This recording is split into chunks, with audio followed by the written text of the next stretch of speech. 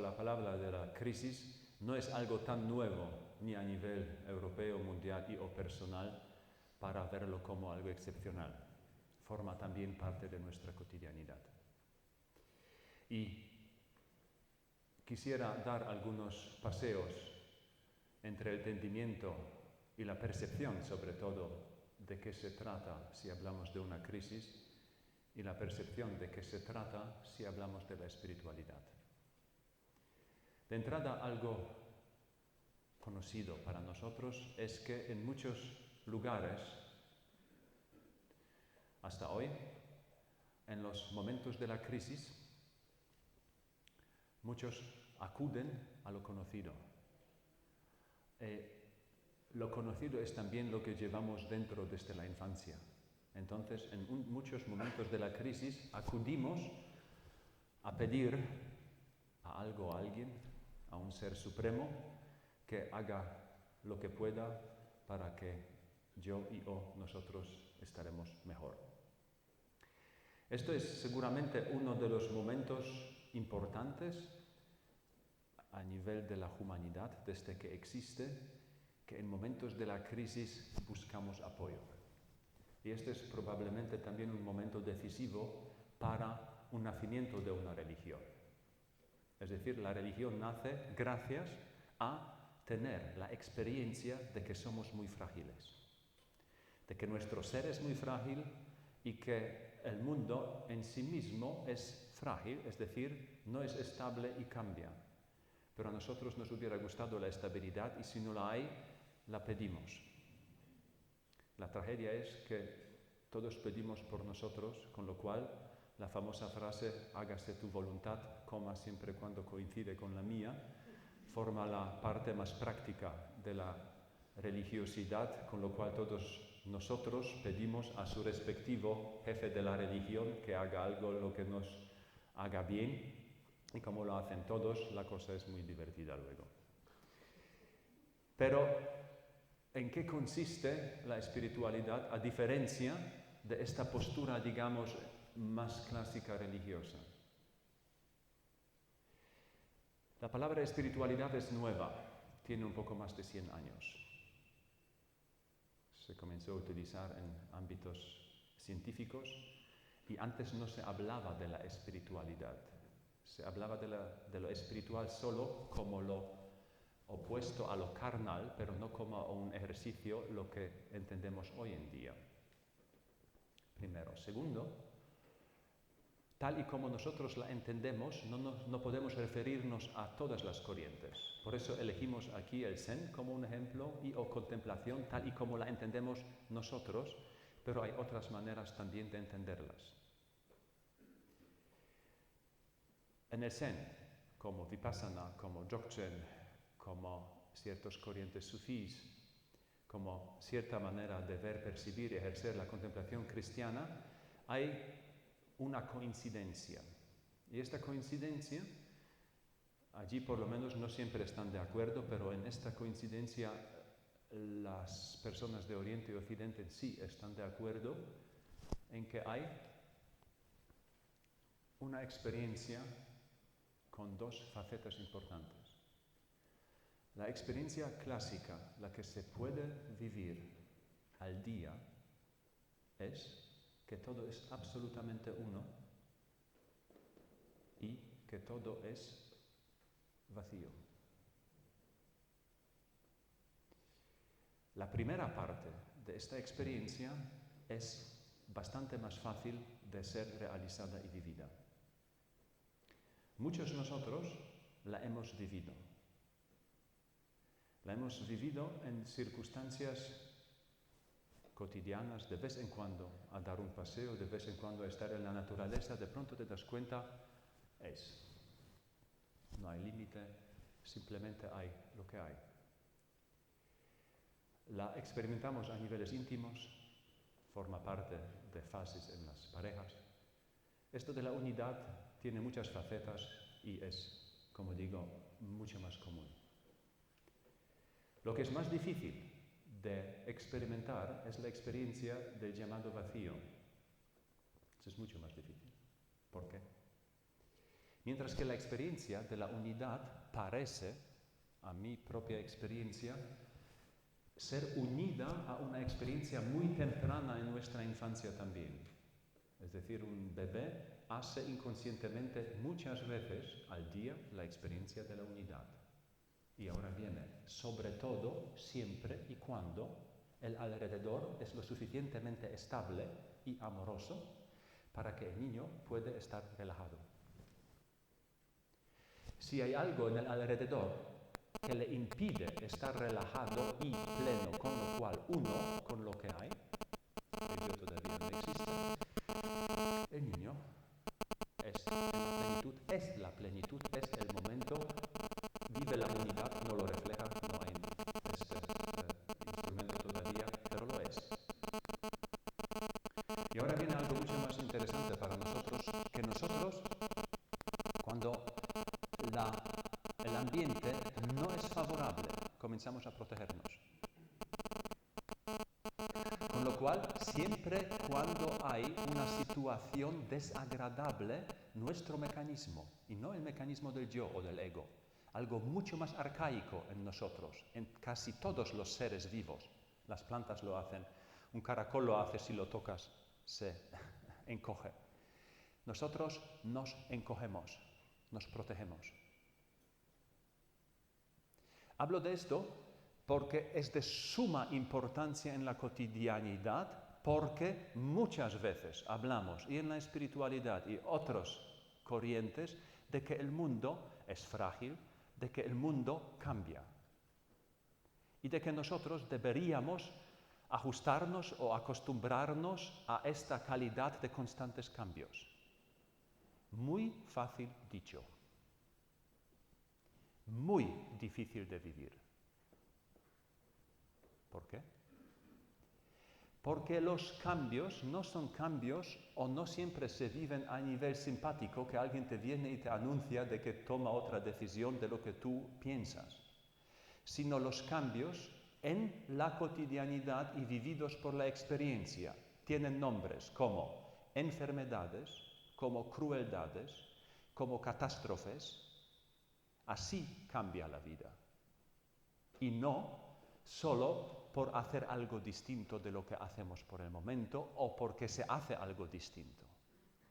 Es decir, el sabor del cambio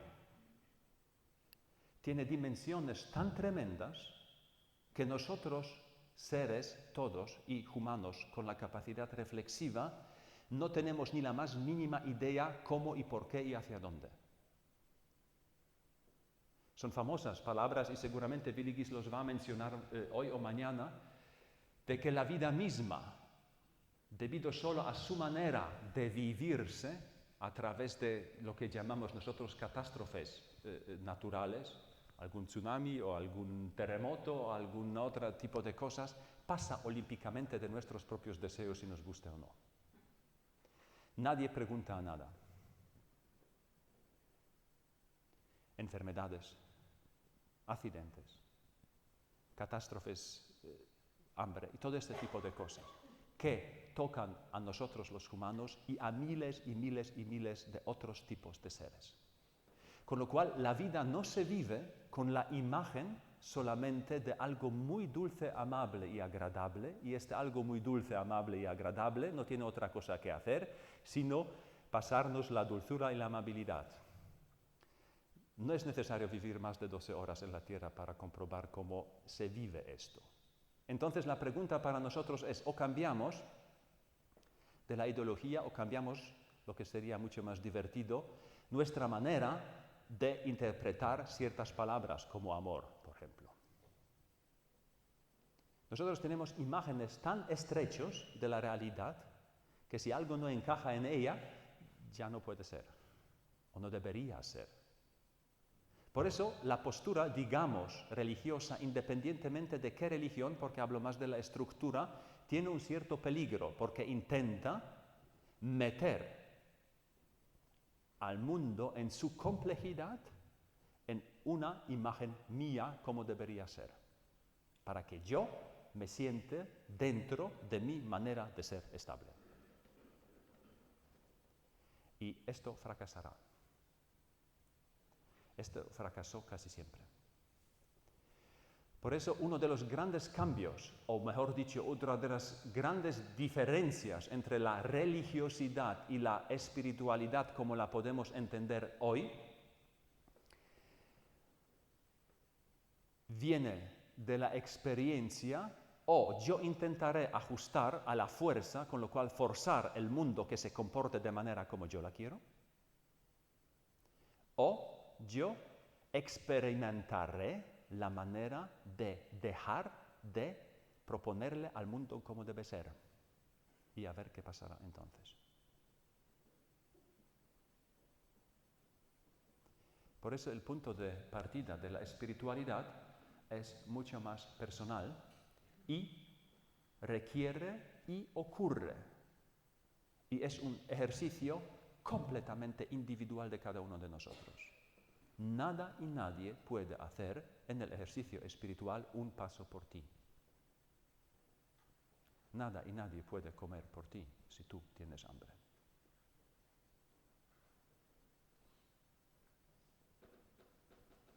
¿Qué tiene que ver todo con la crisis? Igual a qué nivel, si a nivel comunitario, por ejemplo España o partes de Europa, en el fondo todos, o en parte individual. Lo que llamamos crisis no es algo nuevo. Desde que hay humanidad y el reflejo de las vivencias, hay reflejos de las crisis y seguramente hubo, y algunos que están sentados aquí han vivido algunas, la guerra, posguerra, por ejemplo, en España, que han sido incomparablemente más duros y difíciles comparando con por lo que pasamos ahora. Seguro. Sin embargo, por lo que pasamos ahora, para otros es nuevo o por primera vez. Y entonces la pregunta es, ¿en qué consiste la esencia de la crisis y en qué puede haber o en qué consiste el puente entre el ejercicio a que nos dedicamos y la crisis?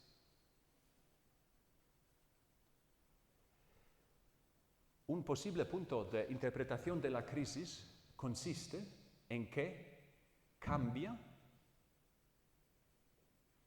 de vez en cuando de una manera más que mi manera de autoorganizarse, que cambian de manera más grande de cómo yo lo puedo controlar las circunstancias de la vida.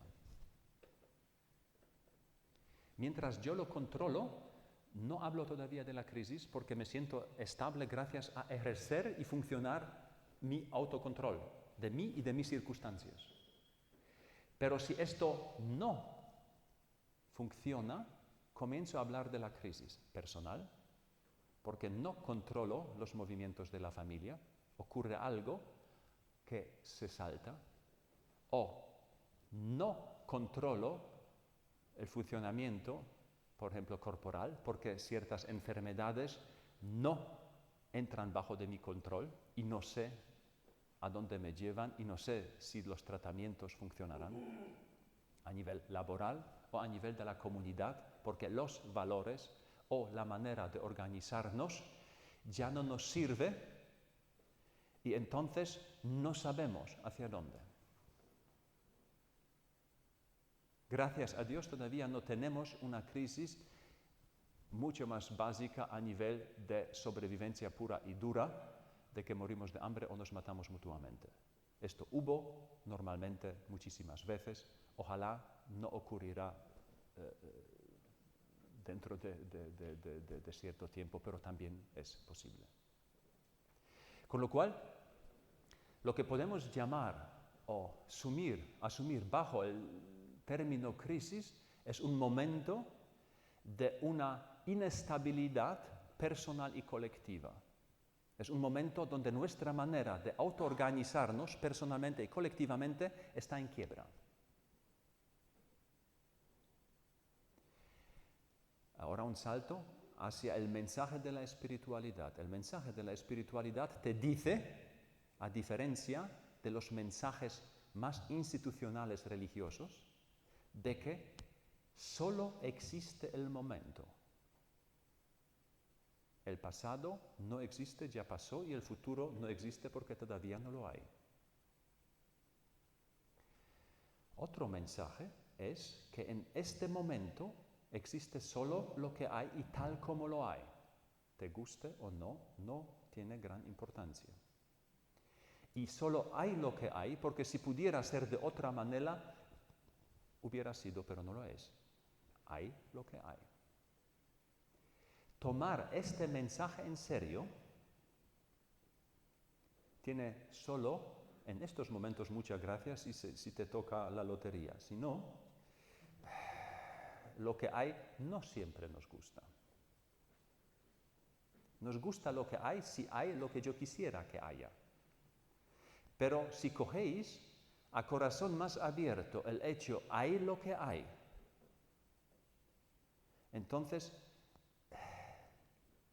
esto requiere de nosotros una postura bastante diferente, porque la vida no será, sino es.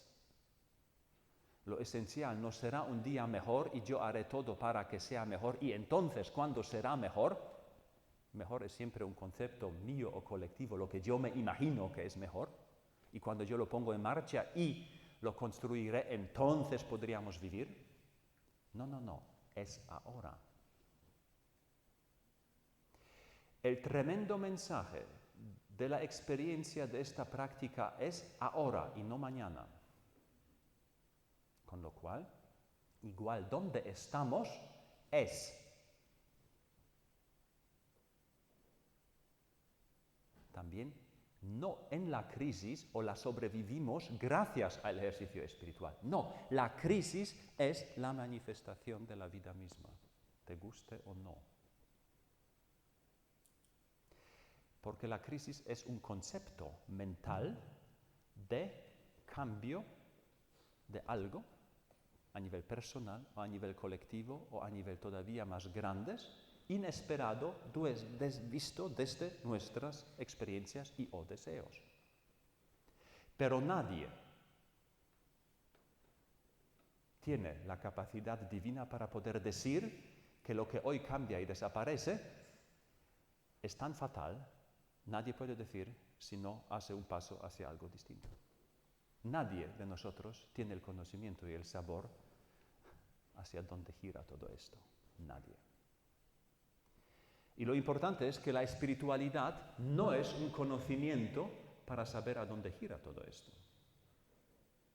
La espiritualidad en su ejercer no es una nueva filosofía de la vida, menos todavía una nueva explicación de la vida. Nosotros sabemos porque todo es uno y así es. Olvídate. La espiritualidad es una manera de ser junto uno con lo que hay. Es una estrategia de vivir y no una filosofía de la vida. Y esto es algo muy, muy distinto. Nosotros podemos vivir lo que hay, pero no vamos a llegar a entender lo que hay, menos todavía a controlar todo lo que hay. Y de esto, de manera muy dolorosa, nos damos cuenta, por la complejidad, no solo de la vida que hemos hecho ya nosotros en nuestras estructuras, sino del universo como tal.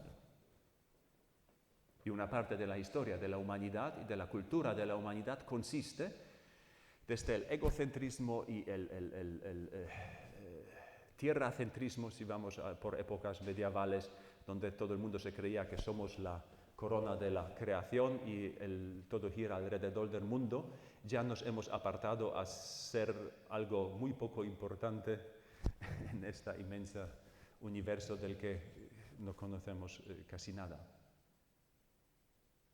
Es decir, la importancia que nos damos a nosotros mismos y a todo tiene gracia, pero no creo que tenga más importancia comparando con la inmensidad de todo lo que es y tal y como ocurre. Por eso, otra vez la pregunta, ¿qué tiene que ver la espiritualidad y la crisis? Si tomamos en serio la simple vivencia de que todo es pasajero, todo. Entonces, la parte, el 50% de la realidad que no quiere desde nuestro punto de vista, que no queremos, que desde nuestro punto de vista forma parte de nuestra experiencia vivida como cambio, destrucción, enfermedad, fin, desaparición, todos estos nombres forman parte intrínseca de la realidad. Mientras que nosotros queremos hacerlos desaparecer. Seguiremos en un estado de una inquietud mental permanente, porque luchamos contra algo que no vamos a ganar. Luchamos contra la realidad misma y contra esto no se lucha. No tiene sentido. Y de verdad no tiene sentido porque intentamos no sentir. Sentido no viene de la explicación, sino de sentir. Porque intentamos no darle sentido o creemos que carece de sentido porque en el fondo no queremos sentir este 50% de la realidad. Por eso, la raíz del ejercicio espiritual consiste en un ejercicio de permitirse vivir a pleno corazón o más pleno corazón, y esto supone el sentir más de lo que a mí me hubiera gustado, sino sentir lo que hay. O ejercernos en el sentir lo que hay, sobre todo cuando no es tan agradable, con el único argumento porque es. Con lo cual, si queremos hablar de la espiritualidad en tiempos de la crisis, personales, por fases, comunitarios, entonces deberíamos enfocar nuestra espiritualidad no en algo que yo hago una sentada en silencio para calmarme, o buscaré un estado donde no me importa mucho. Esto es pura y dura ilusión. Claro que me puedo calmar, pero 10 minutos más tarde otra vez vuelves en este estado. Y un estado donde no te importa nada es apatía, pero no es espiritualidad. Con lo cual, el ejercicio consiste en aumentar la capacidad y arriesgar mucho más la capacidad de que pueda ser lo que hay en su conjunto, con lo cual no solo la aparición de lo agradable, sino también de su desaparición, porque se terminará antes o temprano. Y ver y sentir si nosotros podemos admitirlo. Este ejercicio tiene que ver mucho con el famoso ejercicio en ciertas tradiciones de la llamada compasión. La compasión no es que yo estoy bien, tú triste y yo tengo mucha compasión con tu pobrecito, sino que compasión es otra manera de decir como consentir. Es decir, la compasión es la capacidad nuestra de consentir lo que ocurre y no actuar de una manera de arriba para abajo. Es mucho más difícil sentir un estado de otra persona que buscar inmediatamente alguna actitud para ayudarle, y muchas veces intentamos ayudar a los demás, sobre todo los cercanos, porque no soportamos su malestar porque nos pone a nosotros malos e inestables. Por eso quitamos a muchos lo que creemos que no esté bien para ellos, en el fondo no está bien para nosotros. Queremos que nuestros niños estén felices, lo que supone que ellos se comportan de tal modo para que nosotros nos sentimos bien y estables, porque si ellos hacen algo distinto, yo me siento fatal. Y así. Estamos más del 90% atrapados en nuestros conceptos psicoemocionales de estabilidad, intentando hacer todo lo posible para, sobre todo los próximos, se comporten de la manera adecuada para no hacernos más daños.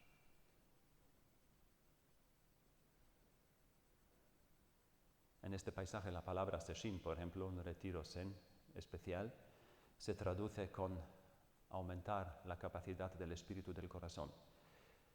Aumentar la capacidad o abrir la capacidad del espíritu del corazón significa sentir, ser. Ser y sentir son facetas de lo mismo. No se puede ser y no se puede sentir sin ser. Pero, y ahora el siguiente paso, y en la crisis y en la espiritualidad. El sentir está bien, con lo cual muchos dicen, pensar no, sentir es mejor que pensar. Hablamos de los sentimientos. También, pero no es el fin del juego, ni en el ejercicio ni en la crisis, simplemente porque todo cambia. Y porque sabemos que los sentimientos tampoco en sí mismos son tan esenciales o más verdaderos que los pensamientos, sino no son más ni menos, como una respuesta psicosomática a ciertas cosas que ocurren. Lo trágico o triste es que nosotros, en la mayoría de las vivencias cotidianas,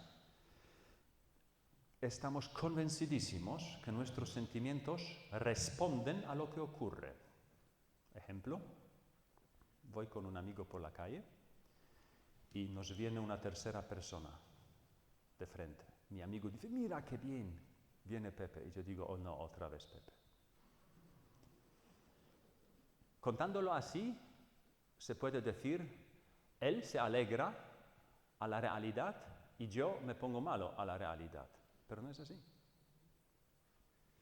Porque no hemos llegado todavía al encuentro con Pepe y cada uno ya tiene un sentimiento.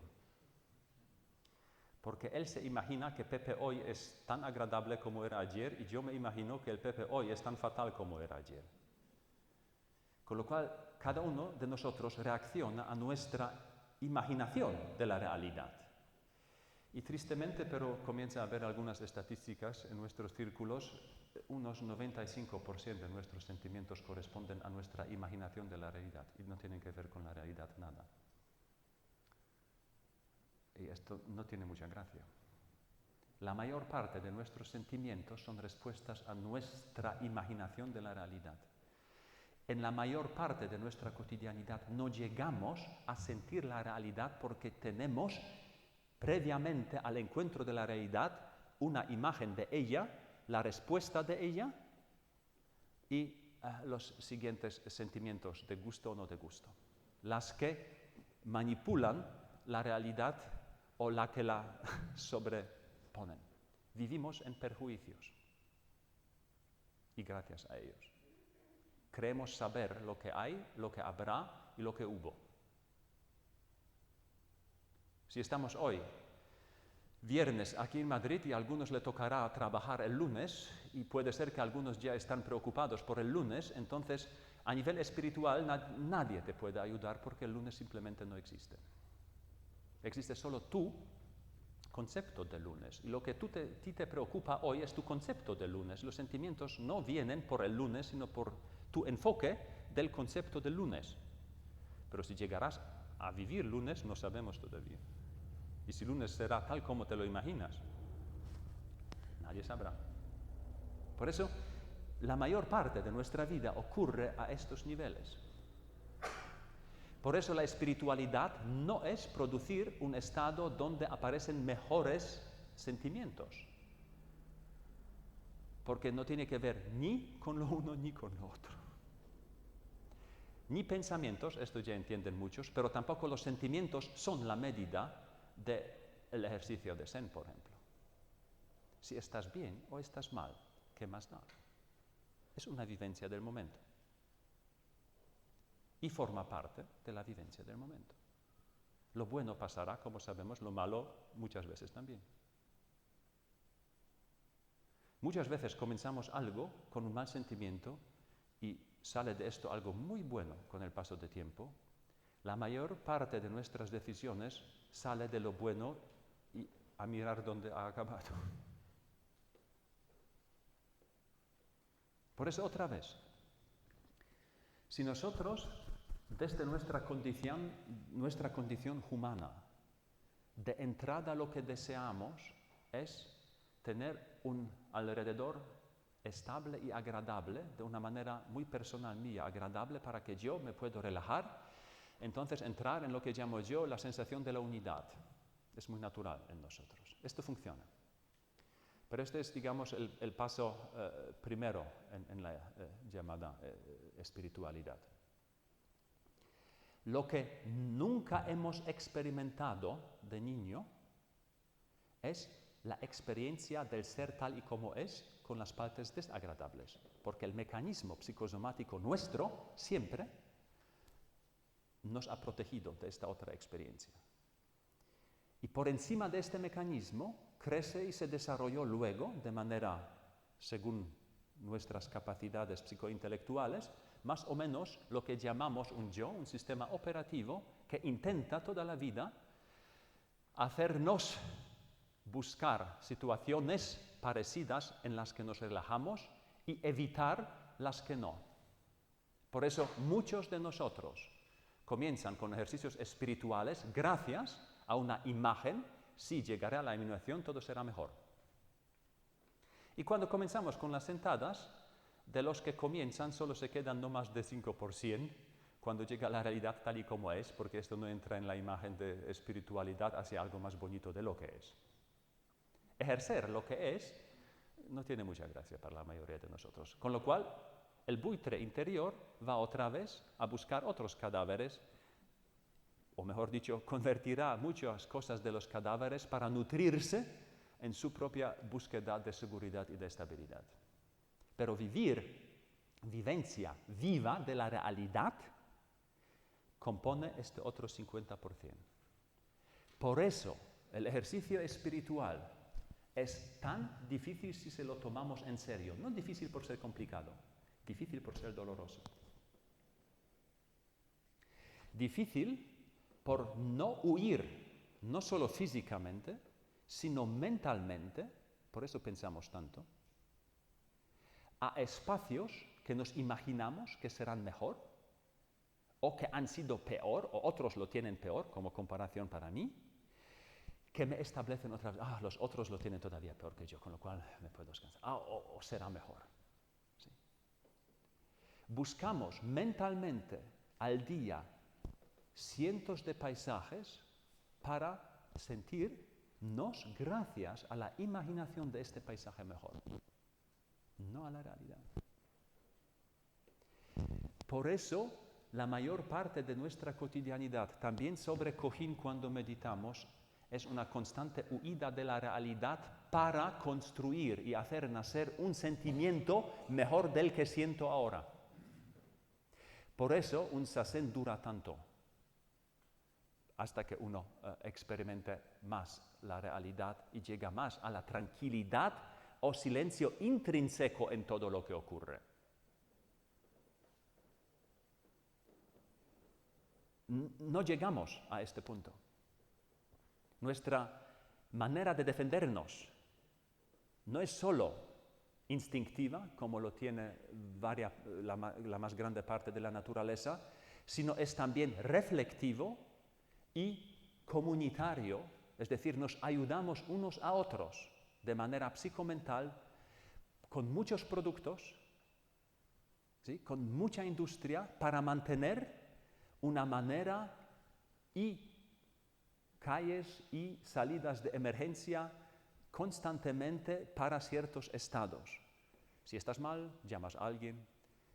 Por eso necesitamos amigos, para que en un momento decisivo de mi inestabilidad me ayudan a reconformarme en mi estrategia de siempre. Claro, te entiendo, yo también lo hubiera hecho. Sí, por supuesto, claro. Sí. Buscamos, ¿sí?, o buscamos películas para entretenernos, para olvidarnos, para no sentir, para sentir algo distinto, para no sentir el momento en su silencio, en su dolor, en su nada, en su hay o de pronto no hay, y hay algo nuevo. Y nosotros, cuando llega esta cumbre de desaparición de algo que nos gustó mucho, comenzamos a perpetuarlo, intentar hacer algo. Difícil, inquietud del espíritu. Cuando no viene lo que necesitamos, intentamos a protegernos, cerramos, ¿no? Menos vida, menos sentir. Cuando viene lo que no debe venir, nos apartamos. Todos estos movimientos, cerrarnos, apartarnos, mirar hacia otro lado, convocar emociones que tapen lo que siento de verdad por el momento. Todos estos movimientos son llamados inquietudes del espíritu. Esta es la inquietud. Por eso el ejercicio de la quietud es el riesgo de sentir lo que hay. De dejar que haya lo que hay. Es el ejercicio. Y a ver si esto de verdad me mata o no. La mayor parte de nosotros se levanta después del cojín y vive. Pero hay muchos momentos dentro de este ejercicio donde tenemos la sensación, 2 respiraciones más y me muero. 2 horas más y no podré más. Por eso, y no por casualidad, y en el Oriente y en el Occidente se llama o se habla de la muerte en el cojín o la muerte del yo. Pero no es una muerte por autocastigo. No. Morir, el yo es instante al instante. Él muere por sí mismo, por su estructura misma, porque no es nada fijo. La muerte del yo, vivida desde la estructura clásica de protegernos, se puede llamar el despertar. Y luego es más fácil ajustarse a las circunstancias. Porque el yo no es flexible si no ha vivido de que todo, absolutamente todo lo que ocurre, a la vez ocurre en un espacio que es idéntico en el que me muevo yo. Es decir, lo que llamamos la conciencia no envejece, no cambia, no hay nada. En ella aparece y desaparece todo. Es como el silencio. En él, con él y mientras que lo haya, podemos distinguir cualquier sonido. Pero nosotros nos hemos acostumbrado de que algún sonido es mucho mejor, me gusta esta música y este no, y este es feísimo, no debería haber. Pero en el mismo silencio aparece una melodía de Bach y un grito de alguien que sufre. Y ambos sonidos son la expresión del mismo silencio. Y este silencio tiene que ver mucho más con nosotros que cualquier de estos sonidos que aparezca y desaparezca. Por eso el ejercicio consiste en oír, en sentir, en ser. Y allí nos ejercemos. Y esto no es un ejercicio por una vez despertar. Es constante ahora. Por eso allí no hay maestros en el sentido yo lo he conseguido. Porque no hay nada en conseguir, porque lo es. La espiritualidad no es un camino hacia algo, sino partimos, ejercemos y vivimos en esta conciencia, o como ella.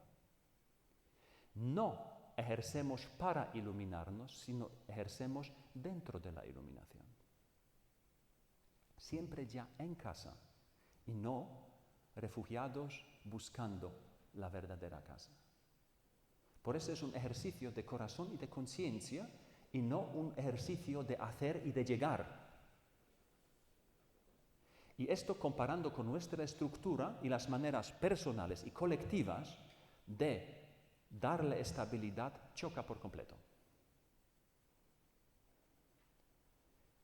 Nosotros mismos, por educación y la sociedad, nos ofrece caminos de salvación, pero para la estabilidad de la estructura en sus deseos de mantenerse estable según sus imágenes y autoimágenes de la estabilidad.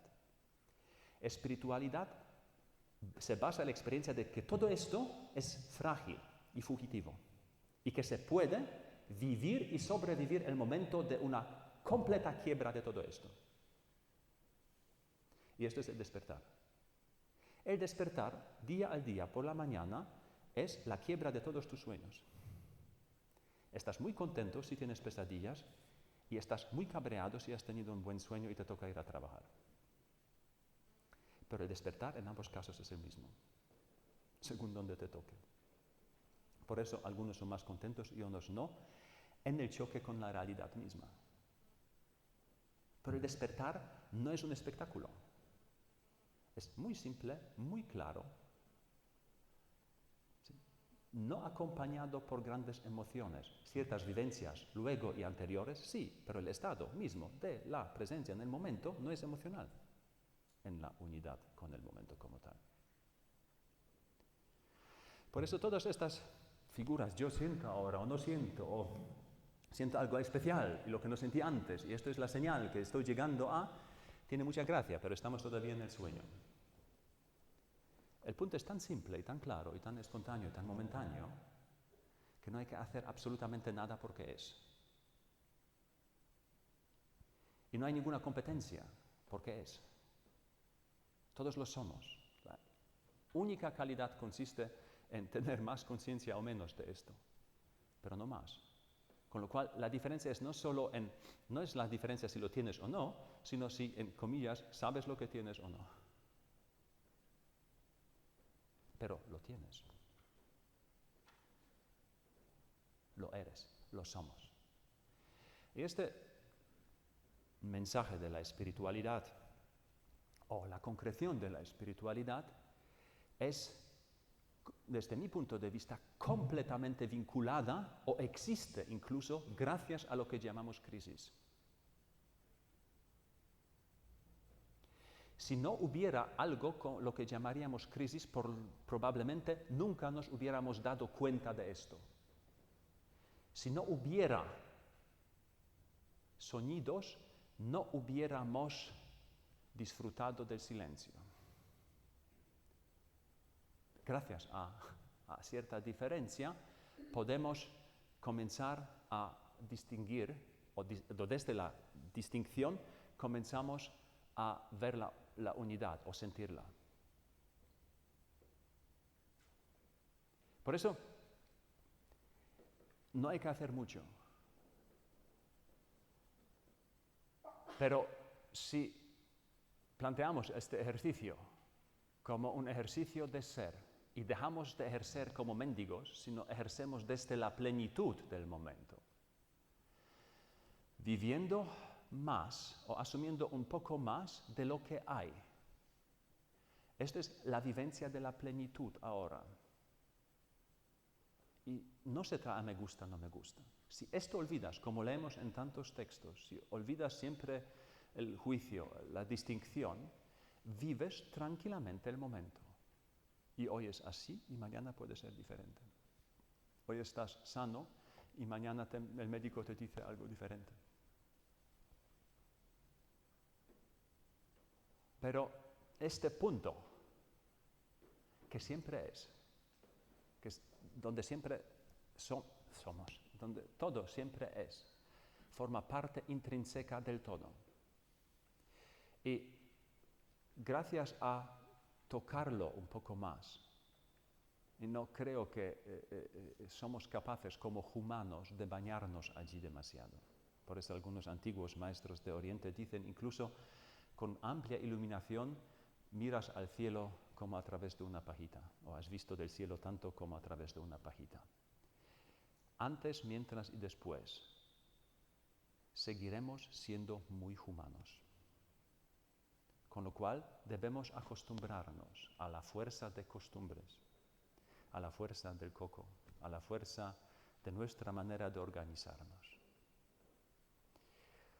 a toda esta fuerza que luego compone y rompe ciertos espacios y nos deja volver a me gusta, no me gusta. Incluso así se vive la vida. Y esto también es la iluminación en su cotidianidad.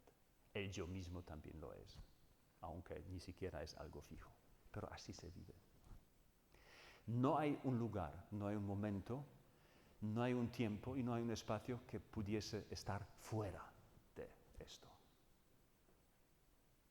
Por eso, hagas lo que hagas, dejas de hacer lo que dejas de hacer, siempre estás en directo. No te puedes esconder, no puedes esperar y no puedes repetir. Todo esto son conceptos mentales, pero no existen en la realidad. Es siempre un acto, sus consecuencias. O un no querer hacer y sus consecuencias. Un pensamiento y sus consecuencias. Siempre solo esto, para cada uno de nosotros, o mejor dicho, como cada uno de nosotros. Pero lo poco de lo que podemos ser capaces en este tipo de ejercicio, lo poco, de vez en cuando, a calmar un poco, a ver o sentir o vivir de pronto de una manera mucho menos conceptual o incluso por un momento con una paz interior, son tan ricos que tienen capacidad de cambiar mucho en nuestra cotidianidad. Como en esta historia famosa cuando una persona invita al otro a la comida y le sirve buena comida, este come y el huésped le pregunta, ¿y le gusta? Y él dice, sí, no está mal, pero sí, algo falta. Y dice, sí, me olvidé a darle algo a la comida. Y vuelve con una cuenco de sal. Y le dice a este señor, póngase un poco sobre la comida. Y él coge algunos granos, pone sobre la comida, la mezcla, come y dice, maravilloso, algo completamente distinto. Este sabor de la comida, gracias a estas tantas gotas, es completamente diferente. Debería ser lo mejor posible comerlo puramente. Y se echa sobre el sal, lo come y le da asco. Muchos de nosotros nos fugamos también en nuestro mundo de llamados ejercicios espirituales a la expectativa y esperanza que si todos hubiéramos meditado y si yo llegaría y entonces el mundo sería maravilloso. No es así. El mundo es maravilloso. Pero esto no entra en nuestra imagen de lo maravilloso. El mundo es amoroso, pero nuestra imagen de lo amoroso es tan estrecha que no entra ni la mínima parte de todo esto. Por eso, si hacemos estos ejercicios y hablamos de la cotidianidad, el punto de partida del ejercicio somos nosotros. Y el punto de partida del ejercicio es arriesgarnos a dejar de darle vueltas, por lo menos por momentos, a cómo deberían ser las cosas y arriesgarnos a recibirlas como son, haciendo de vez en cuando la experiencia de la alegría, de la tristeza, de la risa, del llanto, de la vida y de la muerte. Y no huir por la tangente una y otra de que la muerte no, porque hay reencarnación o porque me voy a otro sitio o porque seré una conciencia. Nadie sabe nada de lo después. Y si alguien se pone en algún sitio y dice él lo sabe, que tengáis cuidado. Nadie ha vuelto de ningún sitio, aunque se cree de vez en cuando en algunas tradiciones, hablando de los jefes de esas tradiciones, también se ríen de esto. Con lo cual, estamos aquí, en un cierto tiempo dado, así por lo menos percibido. Y en algunos años no estaremos aquí. Y para muchos de nosotros no serán tantos. Comparando con las preocupaciones que tenemos y a la vez las posibilidades de vivir y sentir que nos quedan, que optemos por la vida y en este sentido optamos siempre y por el corazón y por el ejercicio de la espiritualidad. Gracias.